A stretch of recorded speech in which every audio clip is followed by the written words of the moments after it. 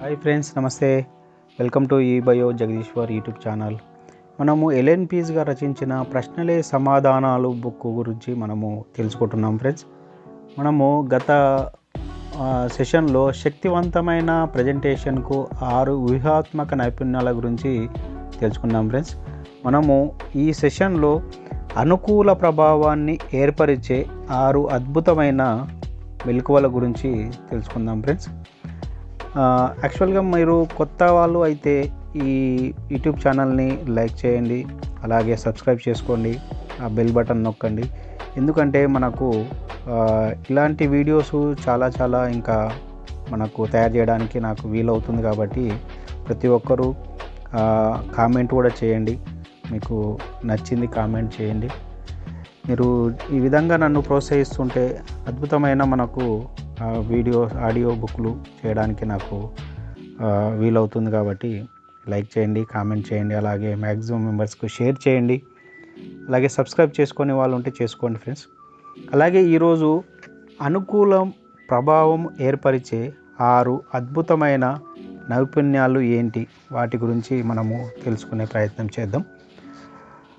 తొలి ప్రభావాన్ని ఏర్పరిచే అవకాశము మీకెప్పుడు రెండోసారి రాదు.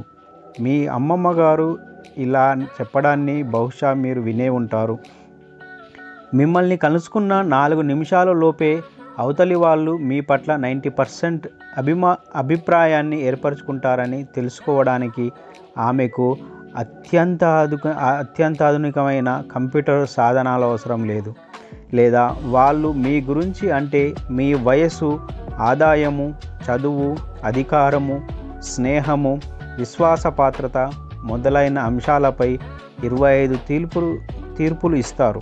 మీ వద్ద నుండి గ్యారంటీని కోరడానికి ముందుగా మీకెంత అప్పు ఇవ్వవచ్చునో కూడా వాళ్ళు నిర్ణయిస్తారు. మీకు కొంత నియంత్రణ ఉండడానికి అదృష్టవశాత్తు 4 మార్గాలు ఉన్నాయి. అవి ఏమిటంటే కరచాలనము, చిరునవ్వు, దుస్తులు, వ్యక్తిత్వం. అందులో నైపుణ్యం మొదటిది అరచేతికున్న శక్తి. మన ఆహాభావాల సంకేతాలలో శక్తివంతమైన వాటిలో ఒకటి అయినా తక్కువగా గుర్తింపబడినది అరచేతిని ఉపయోగించడం. సరిగ్గా కానీ ఉపయోగిస్తే అరచేతికున్న శక్తి ఎలాంటిదంటే అది ఉపయోగించే వ్యక్తికి ఒక స్థాయి అధికారాన్ని మౌనంగా ఆజ్ఞాపించే శక్తిని ఇస్తుంది. ప్రధానంగా అరచేతి కదలికలు 3 ఉన్నాయి. పైకి తెరిచి ఉంచిన అరచేయి, కిందికి దించి ఉంచిన అరచేయి, పిడికిలి మూసి వ్రేలిని చూపే తీరు. ఒక్కో తీరుకు గల శక్తి ఏమిటన్నది ఉదాహరణలతో చూపబడింది. ఉదాహరణకు, ఒక వ్యక్తిని గదిలో ఉన్నప్పుడు ఉన్న చోటు నుండి అక్కడికే మరోవైపు వెళ్ళమని మీరు చెప్పాలని అనుకుందాం. మీరు మీ కంఠస్వరాన్ని అదే స్థాయిలో, అదే మాటలు, అదే ముఖ కవళికల్ని ఉపయోగిస్తారని, అయితే అరచేతి తీరును మాత్రము మారుస్తారని అనుకుందాం. పైకి తెరిచి ఉంచిన అరచేయి అది అభయసూచకంగా కనిపించడంతో మీరలా అభ్యర్థించినప్పుడు అవతలి వ్యక్తి మీరేమి బెదిరించడం లేదనే అనుభూతికి గురవుతాడు. ఈ సంకేతాన్ని గుహల్లో మనుషుల్లో నివసించే కాలం నుంచి వాడుతున్నారు. ఆ విధంగా చూపడం వల్ల ఆ వ్యక్తి తన వద్ద ఆయుధాలేమీ లేనట్టు చెబుతున్నాడన్నమాట. అరచేతిని వెనక్కి తిప్పి ఉంచితే చిత్రం బిలో చూపించినట్టు మీరు మీ అభిప్రాయాన్ని వ్యక్తం చేస్తున్నారన్నమాట. అవతలి వ్యక్తి తనపై మీరు పెత్తనం సాధిస్తున్నారని, మీ పట్ల వ్యతిరేక భావం ఏర్పరచుకుంటారు. ముఖ్యంగా మీరలా హక్కును ఉపయోగించుకునే అధికారం మీకు లేదని అనుకున్నప్పుడు ఆ ద్వేషం ఎక్కువగా ఉంటుంది. మీరు బిజినెస్ ప్రజెంటేషన్ ఇస్తున్నప్పుడు మీరలా అరచేతిని తిప్పి ఉంచి మాట్లాడితే ప్రేక్షకులు మిమ్మల్ని తిరస్కరించే అవకాశం ఉంది. అలాగే చిత్రం సిలో ఉన్నట్టుగా వేలెత్తి చూపడం అనేది మీరు శ్రోతను లొంగి పొమ్మనడానికి సంకేతంలా చెప్పినట్లవుతుంది. ఏ వ్యక్తికైనా అలా వేలెత్తి చూపడం అనేది చాలా చికాకుపరిచే అంశమని చెప్పాలి. ప్రత్యేకించి వక్త తన ఉపన్యాసంతో కాలక్షేపం చేస్తున్నప్పుడు. అరచేతిని వెనక్కి తిప్పడము, పిడికిలి బిగించి వేలెత్తి చూపించే తీరు గురించి పరిశోధనలు చెప్పే అంశం ఏమిటంటే అటువంటి సంకేతాలను ఉపయోగించే వక్తలు చాలా దూకుడుగా ఉంటారని, అవతలి వాళ్ళపై ఒత్తిడి తీసుకొస్తారని, తమ మాటే చెల్లాలని అహంభావంతో ప్రవర్తిస్తారని శ్రోతలు భావిస్తారు. ఆ వక్తలు చెప్పినదేది గుర్తించుకోరు. కారణం, శ్రోత వక్త తీరుతెన్నులను, ధోరణిని గమనిస్తూ ఉంటాడే కానీ అతను చెప్పే విషయాన్ని వినిపించుకోడు. మీరు ఉపన్యాసాలలో అలా వేలెత్తి చూపే అలవాటు కానీ ఉంటే అరచేతిని పైకి తెరిచి ఉంచడము, వెనక్కి తిప్పి ఉంచే రీతుల్లో ప్రాక్టీస్ చేయండి. అప్పుడు ఈ రెండు రీతులు సమన్వయము ఓ ప్రశాంత వాతావరణాన్ని ఏర్పరుస్తుంది. అప్పుడు ప్రేక్షకుల వద్ద నుంచి మంచి అనుకూల ప్రభావం లభ్యమవుతుంది. అలాగే నైపుణ్యం నెంబర్ 2, కరచాలనం. కరచాలనము గుహల్లో నివసించే వారి కాలం నుంచి వస్తున్న జ్ఞాపక చిహ్నం. గుహావాసులు ఎప్పుడు కలుసుకున్నా వాళ్ళు చేతులెత్తి అరచేతిని పైకి తెరిచి చూపిస్తూ ఆ విధంగా తమ వద్ద ఆయుధాలేవి లేవని లేదా వాటిని ఎక్కడా దాచి ఉంచలేదని సంకేతాన్ని వ్యక్తం చేసేవారు. అలా గాలిలో అరచేతులు పైకెత్తి చూపే తీరు కొన్ని శతాబ్దాలుగా మారుతూ వచ్చింది. అది ఒక అరచేతినే పైకెత్తి చూపడం, అరచేతిని ఛాతీపై ఉంచడం, అలా రకరకాల మార్పులు చోటు చేసుకుంటున్నాయి. పురాతనమైన అభినందన సంప్రదాయపు ఆధునిక రూపమే అరచేతులు కలిపి కరచాలనం చేయడం. అలా ఆసియేతర దేశాలలో ఈ సంప్రదాయము మొదట్లో కలుసుకున్నప్పుడు అభినందనల పూర్వకంగాను, ఆ తర్వాత వెళ్ళిపోయేటప్పుడు చేస్తుంటారు. అలా చేతులు సాధారణంగా 3 నుంచి 7 సార్లు కదుపుతూ కరచాలనం చేస్తారు. అరచేయి పైకెత్తి మాట్లాడము, అరచేయి కిందికి దించి మాట్లాడము, ఈ రీతులు ఆజ్ఞాపించే ప్రభావం గురించి అంతకుముందు చెప్పిన దాన్ని బట్టి కరచాలనంలో ఈ 2 రీతుల ప్రయోజనాలను పరిశీలిద్దాం. ఒక కొత్త వ్యక్తిని అప్పుడే మీరు కరచనాలతో స్వాగతించారని అనుకుందాం. ఈ 3 ప్రాథమిక ధోరణుల్లో ఏదో ఒకటి ప్రసారం అవుతుంది. మొదటిది ఆధిపత్యం. ఈ వ్యక్తి నాపై పెత్తనం చెలాయించాలని చూస్తున్నాడు, నేను జాగ్రత్తగా ఉంచడం మంచిది. అలాగే రెండవది విధేయత. ఈ వ్యక్తి పైన ఆధిపత్యం చూపవచ్చు, నేను ఏం కావాలనుకుంటే అది చేస్తాడు. మూడవది సమానత్వము. నాకు ఈ వ్యక్తి నచ్చాడు, మేము కలిసిమెలిసి ఉండగలం. ఈ ధోరణులు తెలియకుండానే ప్రసారం అవుతాయి. మీ చేతిని తిప్పినప్పుడు మీ అరచేయి కరచాలనంలో దిగువకు ఉండడం చిత్రం మొదటిలో చూపినట్టు మీ ఆధిపత్య ధోరణిని వ్యక్తం చేస్తుంది. మీ అరచేయి నేల వైపుగా తిన్నగా కనిపించకపోవచ్చు, కానీ అవతలి వ్యక్తి అరచేతిని చేతిలోకి తీసుకున్నప్పుడు మీ అరచేయి దిగువ వైపున ఉండడంతో మీరు అదుపులోకి తీసుకునే వ్యక్తి అనే వ్యక్తమవుతుంది. 55 మందిలో విజయవంతమైన సీనియర్ మేనేజ్మెంట్ అధికారులను అధ్యయనం చేయగా తేలిందేమిటంటే అందులో 42 మంది కరచాలనం చేయడానికి తామే ముందుకు రావడంతో పాటు వాళ్ళు ఆ కరచాలనంలో ఆధిక్యాన్ని ప్రదర్శించారు. సఖ్యతను నెలకొల్పడానికి ఈ తరహా కరచాలన శైలి మంచిది కాదు, ఎందుకంటే అది చాలామందికి బెదిరించే ధోరణిగా కనిపిస్తుంది. ఈ విధానాన్ని ప్రధానంగా పురుషులు వినియోగిస్తారు. అలాగే కుక్కలు వెనక్కి దొర్లడం ద్వారా తమ విధేయతను, ఆక్రమణదారులు ఎవరైనా చొరబడినప్పుడు గొంతెత్తి తమ ప్రతిఘటనను తెలియజేస్తున్నట్టుగా మనము ఇతరులకు విధేయతను వ్యక్తం చేయడానికి అరచేతిని పైకి చూపే సంజ్ఞను చూపిస్తాము. ఆధిపత్యపు కరచాలనానికి వ్యతిరేకంగా ఉండాలంటే మీరు అరచేయి పైకి చిత్రము 2 చూపే విధంగా ఉండేలా కరచాలనం చేస్తారు. మీరు అవతలి వ్యక్తికి అదుపాజ్ఞలు చెప్పాలన్నా లేదా అతను అదుపులోనికి తీసుకున్నట్టుగా అనుకోవడాన్ని మీరు అనుమతించిన ఈ పద్ధతి ఉపయోగకరంగా ఉంటుంది. అది మీరు బెదిరింపునకు గురయ్యే అవకాశం కూడా సూచిస్తుంది. కరచాలనం ద్వారా సఖ్యత నెలకొల్పడం ఎలా? కరచాలనం ద్వారా సఖ్యతను నెలకొల్పడానికి 2 సూత్రాలు ఉన్నాయి. మొదటిది, అరచేతులు తిన్నగా ఉండేలా చేతిని పట్టుకోండి. ఆ విధంగా ఆధిపత్యం లేదా విధేయత లేకుండా సమంగా ఉంటుంది. ఈ విధానము ప్రతి ఒక్కరికి సౌకర్యవంతంగాను, బెదిరింపు ధోరణి లేనట్లుగానూ ఉంటుంది. అలాగే రెండవది, మీరు కరచాలనంలో అందుకున్న అదే పట్టును, ఆ ఒత్తిడిని మీరు ఇవ్వండి. దీని అర్థం ఏమిటంటే, ఉదాహరణకు మీరు 10 వ్యక్తుల బృందానికి పరిచయం చేయబడ్డారు. అప్పుడు చాలా సమయంలో ఆ ఒత్తిడి వేర్వేరు విధాలుగా ఉంటుంది. అప్పుడు చాలా రకాలుగా మీరు చేతుల్ని వేర్వేరు కోణాల్లో మార్చుకుంటూ ఉంటారు. ఈ కరచాలనపు శైలిలో విజేతలు ఉండరు, పరాజితులు ఉండరు, ఎవరు బెదిరింపులకు గురైనట్లుగా అనుకోరు. ఇది కొత్త కొత్త భావాల గురించి స్వేచ్ఛగా ఆలోచించడానికి, ఇతరుల గురించి తీర్పులిచ్చే ధోరణిని తగ్గించడానికి, పరిస్థితిని సులభతరం చేస్తుంది. తప్పించుకోదగ్గ కరచాలనము. కొత్త వ్యక్తులను పలకరిస్తున్నప్పుడు 2 చేతులు ఉపయోగిస్తూ కరచాలనం చేయకండి. స్వాగతం చెప్పడం, ఆప్యాయత, విశ్వాసపాత్రతలను వ్యక్తం చేయడమే అలాంటి కరచాలన ఉద్దేశమైన అది అవతలి వ్యక్తిపై పూర్తిగా వ్యతిరేక ప్రభావాన్ని చూపిస్తుంది.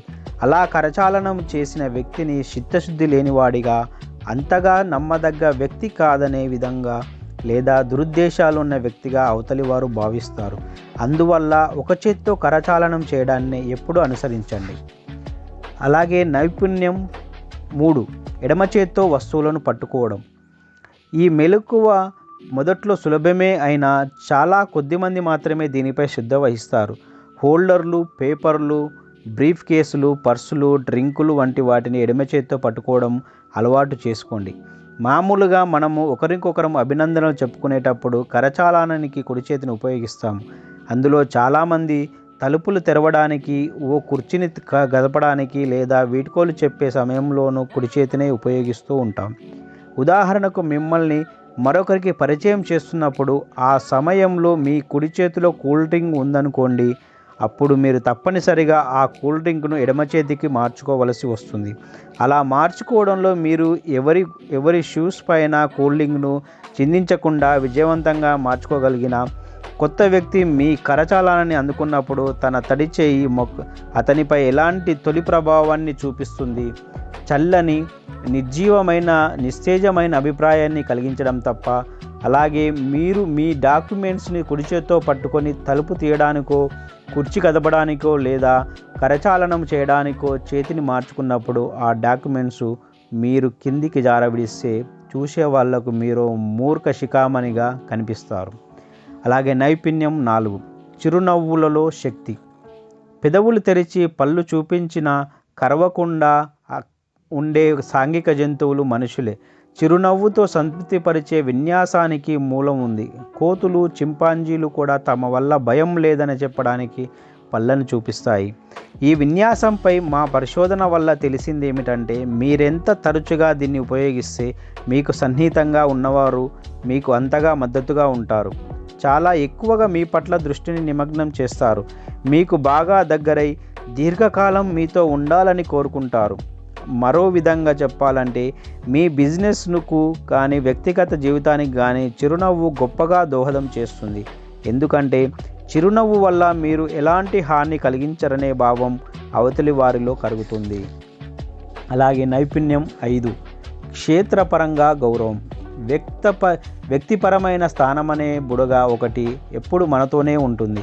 దాని ప్రమాణం ఎంత అనేది అతనున్న ప్రాంత జనాభా సాంద్రతను బట్టి, ఆ వ్యక్తి సంస్కృతిని బట్టి ఉంటుంది. ఉదాహరణకి, ఇంగ్లీషు మాట్లాడే నగరాలలో పెరిగిన మధ్యతరగతికి చెందిన వారికి వ్యక్తిపరమైన స్థానం 46 సెంటీమీటర్లు అవసరమవుతుంది. అందువల్లే ఎలాంటి హాని కలగని లేదా సాంఘిక పరిస్థితులలో వాళ్ళు 1 మీటర్ దూరంలో నిలబడతారు. చిత్రం 1లో చూపించినట్టుగా యూరోప్లోని చాలా ప్రాంతాల్లోనూ, మధ్యధరా ప్రాంతంలోనూ, దక్షిణ అమెరికాలలోని స్థానికుల మధ్య గల వ్యక్తిపరమైన స్థానం 30 సెంటీమీటర్లు మేరకు ఉండవచ్చు. దాని అర్థం వాళ్ళు అత్యధికమైన పాశ్చాత్యులకు చాలా సన్నిహితంగా ఉంటారని, అది చాలా దగ్గరయ్యే స్థితిగాను భావించవచ్చు. అలాగే చిత్రం 2లో చూపించినట్లుగా ఇద్దరు మధ్యధరా ప్రాంత దేశాలకు చెందిన వారైతే ఆ మాత్రం దూరంలో నిలబడి మాట్లాడుకోవడం సౌకర్యవంతమని వాళ్ళు భావించవచ్చు. కానీ ఒకరు లండన్ నుంచి, మరొకరు రోమ్ నుంచి వచ్చిన వారైతే లండన్ వాసి అవతలి వ్యక్తి తనకు బాగా దగ్గరవుతున్నాడని లేదా దూకుడుగా తనను ఆకట్టుకునే ప్రయత్నం చేస్తున్నాడని అనుకోవచ్చు.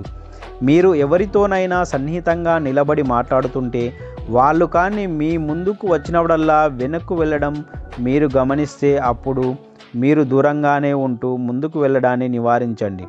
వాళ్ళు ఆ మాత్రం దూరంగా ఉండడం తమకు సదుపాయంగా ఉంటుందని మీకు పరోక్షంగా చెప్తున్నారన్నమాట.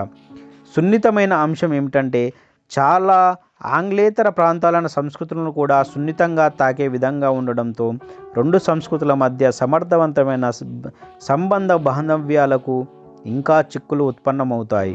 ఇటువంటి సందర్భాలలో అనుసరించవలసిన పద్ధతులు చాలా సులభం. మీరు ఏ మేరకు తాకబడుతున్నారో అదే తీరును మీరు ప్రతిబింబించండి. అవతలి వ్యక్తి మిమ్మల్ని తాకకుండా ఉంటే మీరు అలాగే ఒంటరిగా వదిలేయండి. అవతలి వ్యక్తి ఉదాహరణకు ఇటాలియన్ లేదా ఫ్రాన్స్ దేశవాసి అయితే ఆ వ్యక్తి అదే పనిగా మిమ్మల్ని తాకుతూ ఉంటే అదే పద్ధతి మీరు అనుసరించండి. లేకపోతే వాళ్ళంటే మీకు ఇష్టం లేదని అనుకోవచ్చు.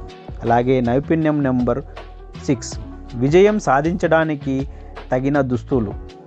వస్త్రాలు మీ దేహాన్ని 90% మేరకు కప్పి ఉంచుతాయి. అవతలి వాళ్ళు మీ విశ్వసనీయత, నమ్మకం, ప్రావీణ్యం, అధికారం, సామాజికపరమైన విజయం, వ్యాపార దక్షతల పట్ల ఓ అభిప్రాయాన్ని ఏర్పరచుకోవడంలో మీరు వేసుకునే దుస్తులు విశేష ప్రభావాన్ని చూపిస్తాయి.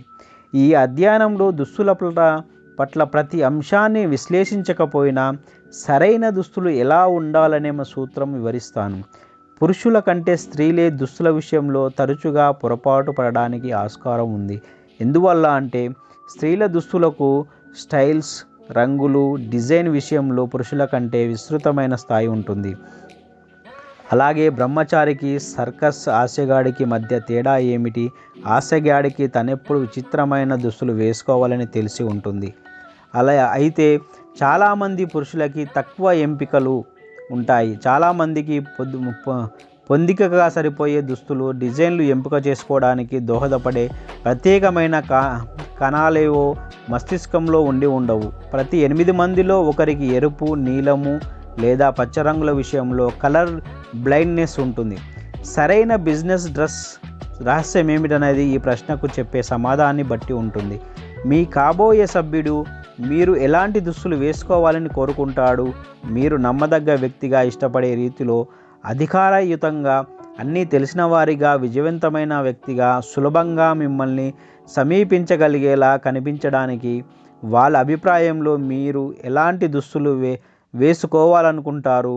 ఏ సూటు, ఏ షర్టు, ఏ బ్లౌజు, ఏ టై, ఏ skirt, shoes, watch, makeup, hair style ఎలా ఉండాలి? వాళ్ళ అభిప్రాయాన్ని బట్టే కానీ మీరు అనుకోవడం బట్టి కాదు. గుర్తుంచుకోండి, మీ భావి సభ్యుడి అభిప్రాయమే ఇక్కడ ముఖ్యం. కాబట్టి అతడు లేదా ఆమె కోసం దుస్తులు ధరించండి. ఒక్కో ప్రాంతానికి అనుగుణంగాను వాతావరణాన్ని బట్టే దుస్తుల శైలి మారుతూ ఉంటుంది. అయినా మీ ప్రాంతంలో ఓ విజయవంతమైన వ్యక్తి ఎలాంటి దుస్తులు వేసుకుంటాడని దానికి ఒక ప్రామాణికత ఉంటుంది. మరైతే రిచర్డ్ బ్రాన్సన్, బిల్ గేట్స్ల మాట ఏమిటి అని కొందరు అడుగుతారు. వాళ్ళప్పుడే వింటి టన్నెల్లో నుంచి బయటికి వచ్చినట్లుగా అలాంటి దుస్తులు ధరిస్తారు. ఈ వ్యక్తులు అసాధారణమైన వారు కాబట్టి వారిని నియమంగా తీసుకోనక్కర్లేదు. ఈ వ్యక్తుల్లాగానే మనమందరము దుస్తులు ధరిస్తే ఇతరులు మనల్ని విశ్వసించడం లేదా అనుసరించడం కష్టమవుతుంది. చాలా విజయవంతమైన ప్రపంచ నాయకులు, వాణిజ్య ప్రముఖుల్ని ఒక వరుసలుగాని చూస్తే వాళ్ళు ధరించే దుస్తులు తీరులో ఓ ప్రామాణికత ఉండడాన్ని మీరు గమనిస్తారు. దాన్ని అనుసరించడమే సురక్షితమైన ప్రమాణంగా భావించాలి. మీ స్వంత అభిరుచి లేదా మీకు సౌకర్యంగా ఉండేలా దుస్తులు ధరించాలనే వైకల్యాన్ని మీరు కోరుకోకండి. మీ భావి సభ్యుడి ఊహకు అనుగుణంగా ఉండే దుస్తులు ధరించండి. మీ భావి సభ్యుడిలా మీరు దుస్తులు ధరిస్తే వాళ్ళు హర్షించవచ్చు, అయితే వాళ్ళు మిమ్మల్ని అనుసరిస్తారని చెప్పడానికి వీలు లేదు. ఇది ఫ్రెండ్స్, మనకు విభాగము 4లో మనకు అనుకూల ప్రభావం ఏర్పరిచే 6 అద్భుతమైన నైపుణ్యాల గురించి మనము ఈరోజు వివరంగా తెలుసుకోవడం జరిగింది ఫ్రెండ్స్. మనము ఇంకా నెక్స్ట్ సెషన్లో మనం ఇంకా అద్భుతమైన విషయాలని తెలుసుకునే ప్రయత్నం చేద్దాము. అలాగే మీరు పూర్తిగా విన్న తర్వాత ప్రతి సెషన్ని పూర్తిగా వినండి. విన్న తర్వాత నచ్చితే లైక్ చేయండి, కామెంట్ చేయండి, అలాగే షేర్ చేయండి. కొత్త వాళ్ళైతే నా యూట్యూబ్ ఛానల్ని సబ్స్క్రైబ్ చేసుకోగలరని కోరుతున్నాను. కాబట్టి మీలాంటి వాళ్ళు నన్ను ప్రోత్సహిస్తే మనకు చాలా అద్భుతంగా ఇంకా మంచి మంచి ఆడియో బుక్లు చేయడానికి వీలవుతుంది ఫ్రెండ్స్. థ్యాంక్ యూ అండి.